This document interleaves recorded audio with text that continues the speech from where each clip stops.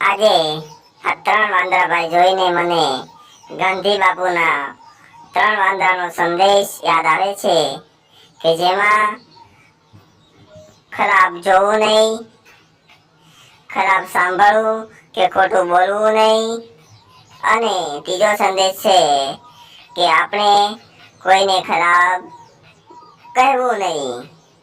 પરંતુ આજના ડિજિટલ યુગમાં આ ત્રણ સંદેશો જોઈએ તો તેમાં આપણા મોબાઈલમાં જ્યારે પણ અજાણી લિંક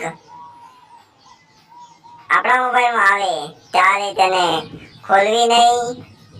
બીજો સંદેશ છે કે આપણા મોબાઈલમાં કોઈ પણ ફેક કોલ આવે તો તેને આપણે સાંભળવો નહીં. અને ત્રીજો સંદેશ છે કે આપણા મોબાઈલમાં કોઈ પણ ઓટીપી આવે તો તે કોઈને કહેશો નહીં. જય હિન્દ, જય ભારત.